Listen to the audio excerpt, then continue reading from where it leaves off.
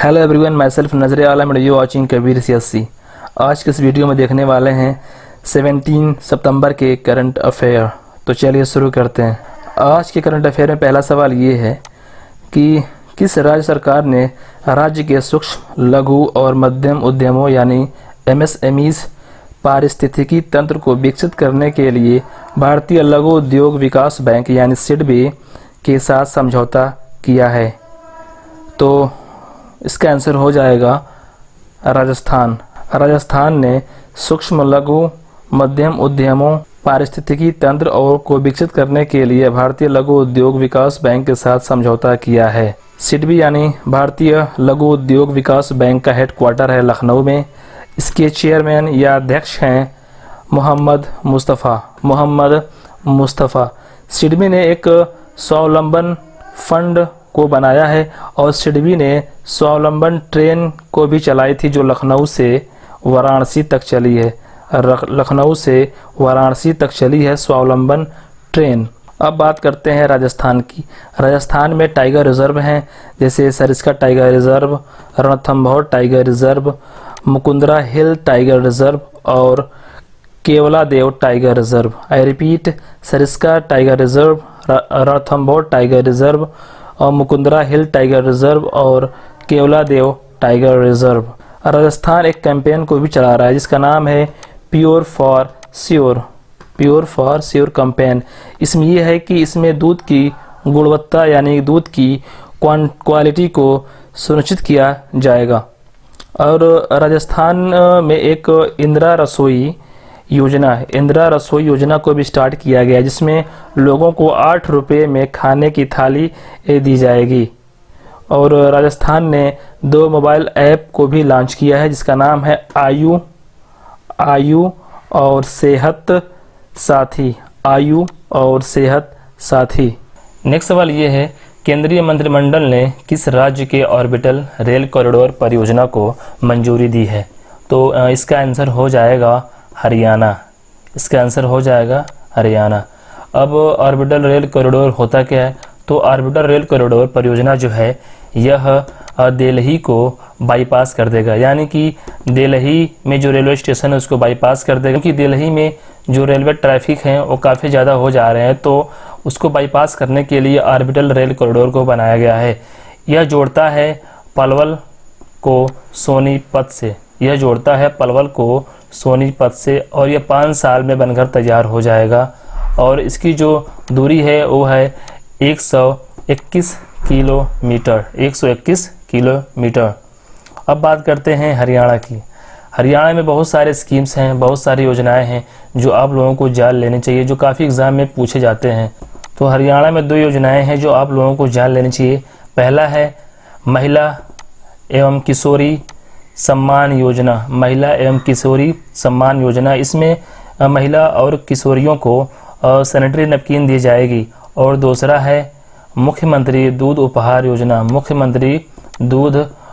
योजना। इसमें क्या है कि जो महिलाएं हैं जो बच्चों को दूध पिलाती हैं या जो महिलाएं बच्चों का स्तनपान करवाती हैं उनको दूध के पैकेट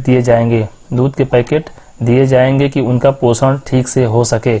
और हरियाणा में 2 नेशनल पार्क हैं, पहला है कालेसर नेशनल पार्क और दूसरा है Sultanpur national park. Kalesar national park और सुल्तानपुर नेशनल पार्क, यहाँ पर एक भी टाइगर रिजर्व नहीं है। यहाँ पर हरियाणा में एक भी टाइगर रिजर्व नहीं है। और काफ़ी इम्पोर्टेंट ये है कि हरियाणा में अभी फ़िलहाल सब ट्रॉपिकल फ्रूट एक्सपो हुआ था। सब ट्रॉपिकल फ्रूट एक्सपो भी हरियाणा में हुआ था। और हरियाणा में एक योजना और है जिसका नाम है मेरी पानी मेरी विरासत। और यहाँ पर एक मोबाइल ऐप को लॉन्च किया गया जिसका नाम है हेल्प मी मोबाइल ऐप। और एक और बात की, हरियाणा में खेलो इंडिया यूथ गेम भी हो रहा है। खेलो इंडिया यूथ गेम भी हरियाणा में पंचकुला में हो रहा है। और एक और ख़ास बात यह है कि हरियाणा में ई सचिवालय पोर्टल को भी लॉन्च किया गया है हरियाणा में। तो हरियाणा में काफ़ी चीज़ें हैं जो आप लोगों को जान लेनी चाहिए, ये काफ़ी एग्ज़ाम में पूछे जाते हैं। नेक्स्ट सवाल ये है कि भारत और किस देश के बीच 10वीं रक्षा प्रौद्योगिकी और व्यापार पहल यानी DTTI समूह की बैठक आयोजित की गई थी? तो इसका आंसर हो जाएगा अमेरिका। अमेरिका के साथ तो कुछ युद्ध अभ्यास भारत करता है, जैसे कि युद्ध अभ्यास और एक वज्र प्रहार, युद्ध अभ्यास और वज्र प्रहार। और अमेरिका में एक टाइगर ट्रायम्फ नाम का युद्ध अभ्यास भी होता है। टाइगर ट्रायम्फ नाम का युद्ध अभ्यास भी अमेरिका में होता है। नेक्स्ट सवाल ये है, थॉमस और ऊबर कप किस खेल से संबंधित हैं? तो थॉमस और ऊबर कप संबंधित हैं बैडमिंटन से। ये जो कप होने वाले थे थॉमस और ऊबर कप, इनको पोस्टपोन कर दिया गया है। कारण है कोरोना वायरस यानी कोविड-19 के चलते थॉमस और ऊबर कप को पोस्टपोन कर दिया गया है कुछ टाइम के लिए। आपको बता दें कि बैडमिंटन का एक फेडरेशन है जिसका नाम है वर्ल्ड बैडमिंटन फेडरेशन, जिसका नाम है BWF। इसका हेडक्वार्टर है मलेशिया की राजधानी कुआलालंपुर में और मलेशिया की करेंसी है रिंगिट। नेक्स्ट सवाल ये है, किस टेलीकॉम कंपनी ने 4G इंटीग्रेट नेटवर्क यानी गीगा नेट को अपने यूजर्स के लिए लॉन्च कर दिया है? तो इसका आंसर हो जाएगा VI मीन्स वोडाफोन और आइडिया, क्योंकि वोडाफोन और आइडिया मर्ज हो गए हैं तो इनका नाम बदलकर वोडाफोन आइडिया यानी VI कर दिया गया है। नेक्स्ट सवाल ये है, विश्व ओजोन दिवस 2020 कब मनाया गया? तो इसका आंसर हो जाएगा 16 सितंबर। और इसका इस साल का थीम है ozone for life 35 year of ozone layer protection. Ozone for life 35 year of ozone layer protection. और ये काफ़ी इंपॉर्टेंट है कि इस साल ये किसी न किसी एग्जाम में ज़रूर पूछेगा कि ओजोन लेयर दिवस जो इस साल मनाया गया इसका थीम क्या था। तो आप इसे जान सकते हैं कि ozone for life 35 year of ozone layer protection. तो अब बात करते हैं ओजोन लेयर का। तो ओजोन लेयर को हम O3 भी बोल देते हैं। और ओजोन लेयर जो है वो हमें खतरनाक या घातक अल्ट्रावायलेट किरणों से बचाता है। अल्ट्रावायलेट किरणों से यह हमें बचाता है। ओजोन लेयर को बचाने के लिए एक वियना कन्वेंशन हुआ था जिसमें मॉन्ट्रियल प्रोटोकॉल को लाया गया था। तो इसका इस साल 35 ईयर कंप्लीट हो गए हैं। तो आप ये देख सकते हैं कि यहाँ पर इसका जो थीम है इस साल का, यहाँ पर भी 35 ईयर लिखा हुआ है, तो आप इससे भी याद कर सकते हैं। नेक्स्ट सवाल ये है कि एशियाई विकास बैंक ADB ने किसे भारत के लिए नया कंट्री निदेशक नियुक्त किया है? तो भारत के लिए नया कंट्री निदेशक नियुक्त किया गया है। इनका नाम है ताकियो कोनिशी। और एशियाई विकास बैंक का जो वाइस प्रेसिडेंट है यानी वाइस चेयरमैन है, उनका नाम है अशोक लवासा, ये जो भारतीय हैं। और ADB का जो प्रेसिडेंट हैं, अध्यक्ष है, उनका नाम है मसात्सुको आसाकावा। नेक्स्ट सवाल ये है, प्रधानमंत्री नरेंद्र मोदी ने बिहार में 541 करोड़ रुपए की कितनी परियोजनाओं का उद्घाटन किया है? अब बिहार में चुनाव होने वाले हैं तो सरकार बिहार में काफ़ी परियोजनाओं को ला रही है। तो अभी फिलहाल 541 रुपये की जो परियोजना बनाई जा रही है उसमें 7 परियोजनाओं का निर्माण किया जाएगा। 7 परियोजनाओं का निर्माण किया जाएगा, जिसे आप ऐसे याद कर सकते हैं 4, 2, 1। जो 4 हैं वो हैं वाटर सप्लाई के लिए परियोजना, 2 हैं सीवेज के लिए परियोजना यानी कि अपशिष्ट प्रबंधन के लिए परियोजनाएं, 1 है रिवर फ्रंट डेवलपमेंट परियोजना। अब सवाल ये उठता है कि रिवर फ्रंट डेवलपमेंट परियोजना कहाँ पे बन रहा है? तो ये बन रहा है मुजफ्फरपुर में, और मुजफ्फरपुर में ये गंगा नदी पर बन रहा है। अब बात करते हैं बिहार में कुछ ऐसे सवाल हैं जो बिहार के एग्ज़ाम आने वाले हैं उसमें पूछ सकता है। तो पहला सवाल ये है कि बिहार में कहाँ पर इलेक्ट्रिक लोको शेड बिहार में कहाँ बनाया जा रहा है? तो आप ये देख सकते हैं कि लोको मीन्स होता है इंजन यानी रेल का इंजन। तो जो इलेक्ट्रिक रेल के इंजन हैं उनको खड़ा करने के लिए एक शेड बनाया जा रहा है। तो ये कहाँ बनाया जा रहा है? ये बनाया जा रहा है बिहार में एक जगह है बरौनी। तो बरौनी में इलेक्ट्रिक लोको शेड को बनाया जा रहा है। और बिहार में एक कोसी महासेतु को बनाया जा रहा है बिहार में। जो कोसी नदी है इससे बाढ़ बहुत ज़्यादा आता है, तो इसे बोलते हैं कि बिहार का अतिशोक नदी, यानी कि जब भी यहाँ पर बाढ़ आती है तो बिहार में काफ़ी क्षतिग्रस्त होता है। तो इससे बचने के लिए कोसी महासेतु का निर्माण किया जा रहा है।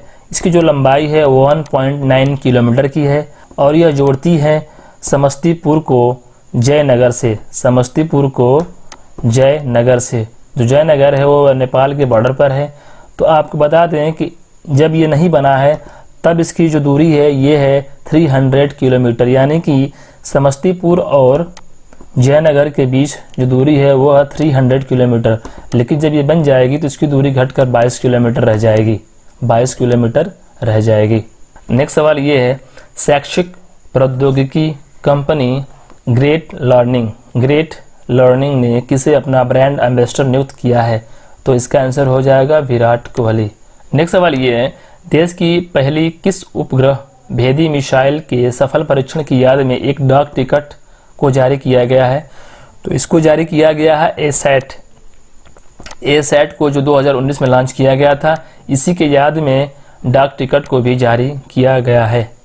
नेक्स्ट सवाल ये है, कैंपेक्स योजना के तहत बैकयार्ड हॉर्टिकल्चर कार्यक्रम हाल ही में किस केंद्र शासित प्रदेश में शुरू किया गया है? तो हॉर्टिकल्चर का मतलब ये होता है कि इसके अंतर्गत जो फूल और फल की जो खेती होती है वो हॉर्टिकल्चर के अंतर्गत आती है। तो इसको बढ़ावा देने के लिए एक केंद्र शासित राज्य है जहां पर एक बैकयार्ड हॉर्टिकल्चर को स्टार्ट किया गया है। तो वो यूनियन टेरेटरी है जम्मू एंड कश्मीर। जम्मू एंड कश्मीर में बैकयार्ड हॉर्टिकल्चर कार्यक्रम को शुरू किया गया है। नेक्स्ट सवाल ये है, किस राज्य या केंद्र शासित प्रदेश ने सेहत एवं पोषण साथी निवास हेल्पलाइन शुरू किया है? सेहत एवं पोषण साथी निवास हेल्पलाइन को शुरू किया है कौन सा राज्य या केंद्र शासित प्रदेश ने? तो इसको स्टार्ट किया है दिल्ली ने, इसको स्टार्ट किया है दिल्ली ने। इसमें ये है 6 साल तक के बच्चों तक को सेहत में जो कमी है उसको देखा जाएगा और उनको स्वस्थ रहने के लिए ये हेल्पलाइन को शुरू किया गया है। नेक्स्ट सवाल ये है, भारत और हैप्पीनेस रिपोर्ट 2020 के अनुसार भारत का सबसे खुशहाल राज्य कौन सा है? तो अभी भारत में एक हैप्पीनेस रिपोर्ट 2020 को लाया गया है। इसमें ये दिखाते हैं कि कौन से राज्य के लोग कितना खुश हैं। इसके अंतर्गत जो मिजोरम है, ओवरऑल जो मिजोरम है जितने भी राज्य हैं उसके अंतर्गत मिजोरम ने टॉप किया है। अगर सवाल ये उठे कि बड़े राज्यों में कौन सा राज्य है जिन्होंने टॉप किया है, तो इसका आंसर हो जाएगा पंजाब। पंजाब ने बड़े राज्यों में हैप्पीनेस रिपोर्ट को टॉप किया है। अगर पूछे छोटे राज्य में कौन सा है, तो छोटे राज्य में है मिजोरम। अगर वो पूछे कि ओवरऑल कौन सा टॉप किया है, तो इसका आंसर हो जाएगा मिजोरम। इसमें 2 सवाल और बन सकते हैं कि कौन सा राज्य है या यूटी है जो न्यूट्रल है? तो पुडुचेरी और जम्मू एंड कश्मीर के लोग और न्यूट्रल हैं। अब सवाल ये है, कौन सा यूटी है यानी कि केंद्र शासित राज्य है जो हैप्पीनेस रिपोर्ट में टॉप किया है? तो उसका आंसर हो जाएगा अंडमान निकोबार। नेक्स्ट सवाल ये है, संयुक्त राष्ट्र आधारित SDG यानी सतत विकास लक्ष्य से जुड़ा दुनिया का पहला संप्रभु बॉन्ड जारी करने वाला देश बन गया है? तो इसका आंसर हो जाएगा मैक्सिको। मैक्सिको की राजधानी है मैक्सिको सिटी।